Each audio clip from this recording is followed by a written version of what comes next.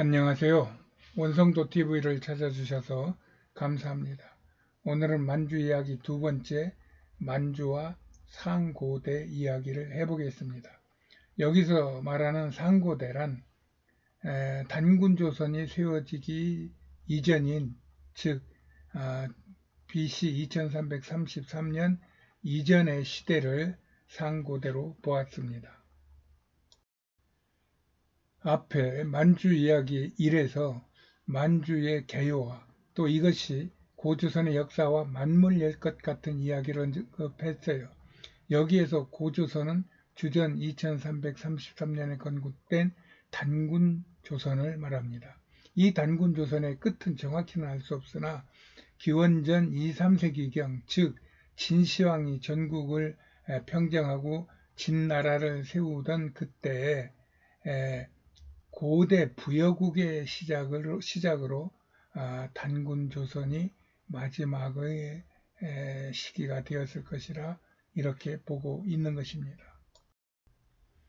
그런데 이때 단군조선이 시작되던 BC 2333년 이전에도 우리 한반도의 경기도 연천, 공주의 석장리, 북한 홍해도의 상원의 검은모루 동굴 등에서는 최소한 1만 년 전에 끝난 구석기 시대 유물들이 발견되고 있는 것입니다.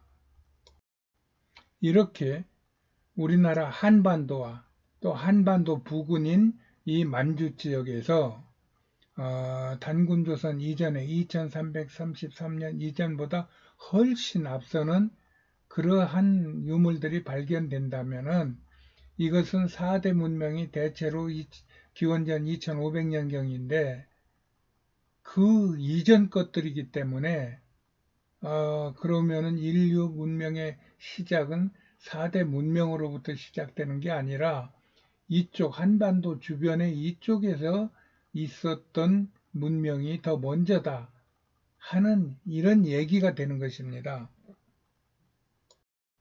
그렇다면 당연 세계의 학자들은 이 부분을 어떻게 인간은 정리를 해 줘야 될 것입니다. 이것 때문에 아마 많은 관심을 갖고 있을 것으로 보입니다. 이렇게 만주 지역에서도 이런 구석기 시대에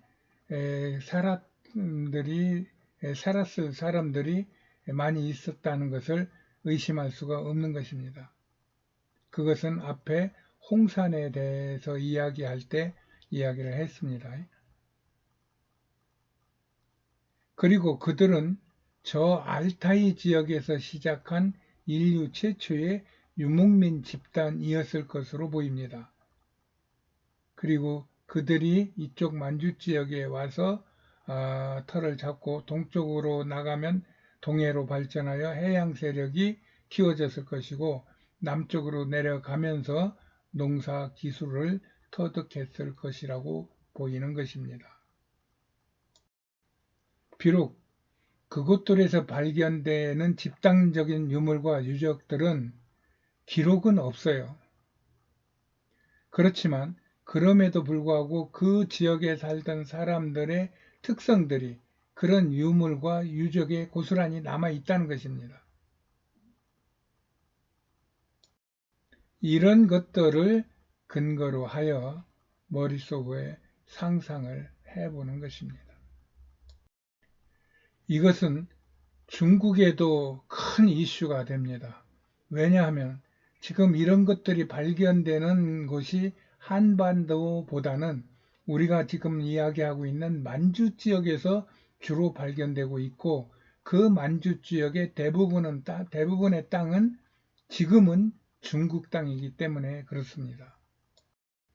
그래서 중국은 이 지역의 출입을 엄격히 통제하면서 이곳에서 나온 유물 중 자신들의 방식이었던 것만을 주로 전시하며 이곳에서 중국의 문명이 발생되었다고 하며 이곳을 요하 문명이라고 일컫는 것입니다. 그리고 자신들이 말한 이 요하 문명을 기준으로 하여서 시점으로 하여서 동국 동북공정을 이루면서 자신들이 지금 만주 땅에 나오는 모든 것들의 원주인 민족이고, 그러므로 중국이 세계 최초의 문명권을 형성했던 나라라고 그렇게 왜곡하고 변질시키면서 그러면서 동북공정을 하고 있는 것입니다. 심지어는 시진핑도 트럼프를 만났을 때 한국은 옛날 중국의 속국이라며 억지를 쓰고 있는 실정이 이런 것들로 연유한 것이라고 보여집니다. 이런 상황 속에서 단군 조선이 있기 이전까지의 상황을 다시 한번 정리를 해보겠습니다. 먼저 만주의 쌍업산시의 복림고성이 있는 곳은 지금도 극한 지역으로 사람이 살기 힘든 곳이에요. 그곳에서 우리 민족이 터를 잡고 도시를 이루며 살다가 추운 날씨를 피해 남으로 내려와 지금의 중국 심양의 주변의 신락지구를 정착하면서 이곳에서 3, 4천 년을 살다가 그러면서 만리장성 이남의 중국 민족과 서로 전쟁을 하고 서로 다투고 그러는 중에 일부가 강화도로 내려와 만이산에 정착하며 단군 조선을 건국했다면 모든 상상의 맞춤점이 찍히는 것입니다. 이로 인하여 단군 신화로부터 만이산의 참성단과 또 천재, 그리고 또 그 세 아들이 지었다는 삼랑성으로부터 또 요즘 참성단에서 매년 성화를 제취하여 전국체전을 알리는 최근의 국사를 통하는 우리 민족과 나라의 모든 정체성을 세우기에 좋을 것으로 생각하는 것입니다. 나는 목사로서 어떤 경우에는 크리스찬들로부터 저분의 이야기나 내용은 좀 성경적이지 않고 신앙적이지 않다는 그런 감각을 느낄 수 있을지 모르겠어요. 그러나 믿고 안 믿고를 떠나서 우리가 대한민국이라고 하는 그 국가에 소속되어 있는 한 국민이라면 이 국가가 어떻게 생겨서 지금 내가 이 국가에 있는 것인가에 대한 그러한 자기 정체성, 또 그 나를 소속해주고 있는 그 공동체에 대한 어떤 헌신적 마음, 이런 것들을 가지려고 하면은 이거는 성경에서만은 찾을 수 없기 때문에 이런 이야기들을 정리하면서 이것들이 성경 안에 있는 어느 부분과 맞물려 들어갔으면 좋겠다 하는 이런 생각을 가지고 말씀을 드리는 것입니다. 어쨌든 한 국민이라면 그 국가에 대한 뚜렷한 국가 정체성과 비전을 가지고 이 땅에 살아가야 될 것입니다. 그런 속에서 다행한 일은 지금 유적들이 발굴되고 있는 곳들이 만리장성 이북에 있다는 것입니다. 만리장성이란 무엇인가요? 그것은 중국 민족들이 북방의 오랑캐, 특히 흉노적으로 대별되는 그런 북방의 오랑캐의 침공을 막기 위하여 자신들이 경계하기 위한 그런 성을 만리장성이라고 하는 것 아닙니까? 그러므로 이 만리장성 이남은 중국 땅이 되는 거고 만리장성 이북은 오랑캐 땅이 되는 것입니다. 중국 땅이 아니라는 것입니다. 그런데 그 중국 땅이 지금은 중국 땅이 되었고 그곳에서 많은 유물들이 나오는데 그것이 지금 중국 사람들이 생활하는 방식이 아니라 우리 한민족들이 한반도에서 만주에서 사용하던 그런 방식과 동일하다는 것입니다. 그런 것들이 대부분이라는 것입니다. 그래서 지금 중국도 난리 났고 우리나라도 난리 났고 세계 역사가들도 난리 난 그런 상황이라는 것입니다. 그런 속에서 중국은 현재 상황에서 그 지역이 대부분 중국 영토에서 발견된 것이니 중국을 대표하는 유물들이라고 우기며 우리나라의 역사까지를 중국 역사라고 우기며 별짓을 다하고 있는 것입니다. 그렇게 하면서도 그들 스스로는 뻘짓하니 그들의 그 많은 역사서를 수정하며 이러한 수정들을 동영상으로 만들어 세계 각 나라에 뿌리며 광개토대왕, 안중근, 윤동주 이런 사람들을 중국인이라고 우기며 급기야는 한복도 중국 거, 김치도 중국 거, 뭐 강강수월래 같은 민속놀이도 중국 거, 모든 것이 다 중국의 정통과 문화라고 우기고 있는 것입니다.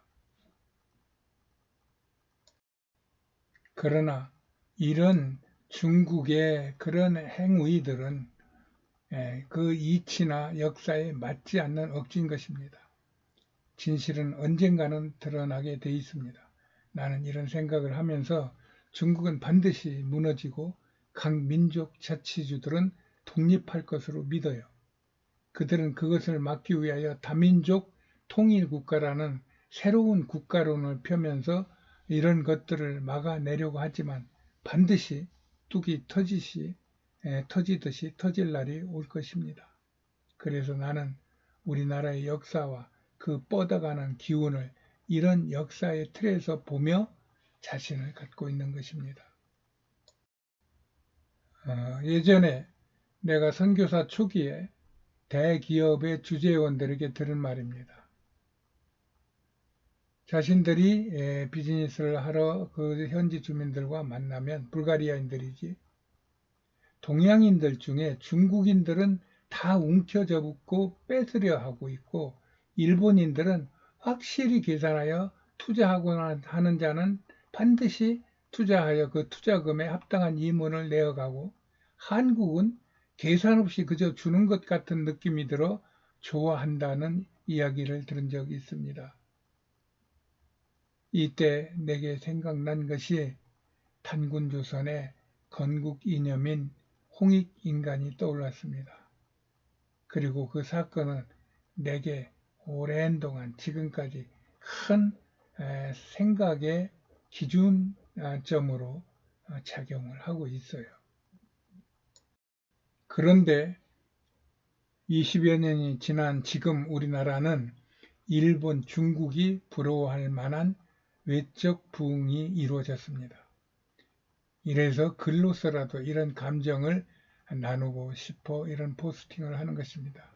이런 국가에 대한 국민의 자부심이나 자긍심을 갖고 사는 것은 그렇지 않은 사람에 비하여 삶의 큰 비전과 열정을 가지고 세상 끝날까지 자신의 그런 존재를 자랑스러워하며 또 국가에 소속되어 있는 한 국민으로서의 충성을 다하게 될 것입니다. 이런 대한민국을 사랑하고 축복합니다. 안녕히 계세요.